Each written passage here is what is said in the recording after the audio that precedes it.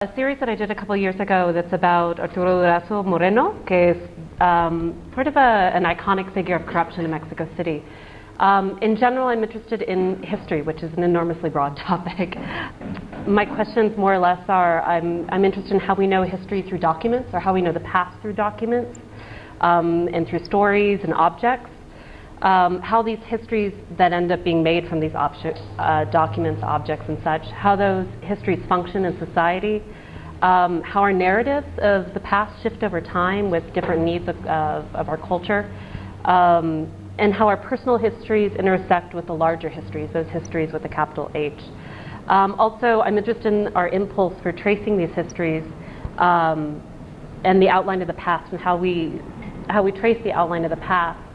And that need to trace the outline of the past through different generations of those who've come before us. My father was an FBI agent. He died when I was 10 years old. And when he died, he left behind a large archive of his case files.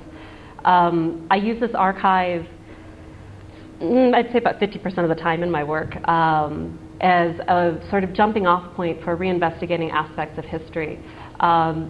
This archive of his includes all sorts of different documents, mugshots of people he arrested. It includes full narratives of case studies that not case studies, they would have been investigations that he did. I take small sheets that I get, I guess you could even call them clues, that I become interested in. And from those, I start to establish a full research project. And with the case in particular that I was brought to talk about today, the Durazo case, it started with just a sheet of paper. This is a paper from the head of the office in Puerto Rico telling my father congratulations for arresting Arturo Durazo Moreno. I decided that I wasn't interested in replicating any sort of spectacular history, any sort of cliche history of Mexican corruption, and even though the cliche has a lot of truth to it, but I felt like there was already, it was well-traversed ground. I started to research the sort of physical vestiges of Arturo's power here in Mexico, like what still exists.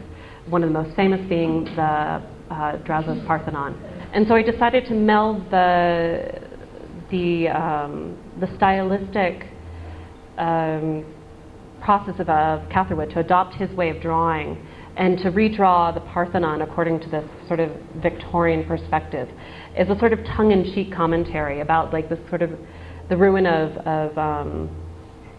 that symbolizes corruption melded with this ruin that was commonly considered part of Mexican identity. And I sort of created this series of Adobe Photoshop files that are kind of like bits and pieces of collage of the different flora in those landscapes. And then I recreated the landscape around the Parthenon using the landscapes of Catherwood. So it's this literal like superimposing, or it's more like an entretejido. It's more of an interweaving of two different landscapes and ruins. And then I took those images and I printed them out and I reproduced them in ballpoint pen I traced them. I wasn't drawing freehand. Traced them in ballpoint pen using a bright blue ballpoint pen, which was important to me because I knew that these images from afar or even up close, the drawing is the same as an engraving. Like, it's a really fine drawing, and I knew that they had this, which was intentional, this sort of sense of Victorian perspective and Victorian paisajismo, like landscape. Plays this double game that often for me was echoed in this kind of Victorian paper toy of the bird in the bird cage, and when you twist the strings fast enough, the bird is trapped in the bird cage, and when you are not spinning the strings, like, you have the bird in the bird cage on either side of the coin. And so I did this two-part video. That one part was just this image of the toy, and the second part was a sort of reimagination. And the whole sort of metaphor of the bird and mockingbird and those sorts of symbols. I guess the most famous case that actually went through the courts here in Mexico. There, after Durazo left the police force, or after he fled the country, the police force in Mexico was pretty much totally redesigned, and a lot of the sort of the more elite parts, like what I guess you could consider like the SWAT teams of the Mexican police force, were completely gutted. At the same time, I decided to recreate what I thought it should be, since I started to analyze my own disappointment, basically. That desire to see like this X marked the spot of history, the impossibility of actually finding it, and this sense of my own imagination of how the past should be. And then I created a series of works that were collages of my images, reconstructing Rio Tula according to how I thought it should be. And these are done map size, like road map size, like Rand McNally maps, or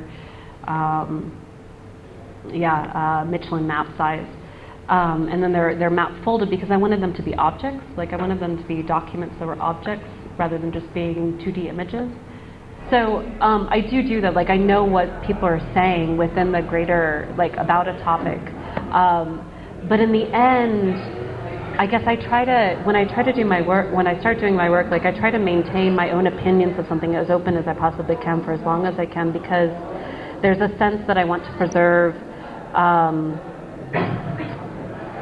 a sort of, once I start to make a decision of what that history was, it really shuts down how much I can find any sort of poetics within it, if this poetics is even possible.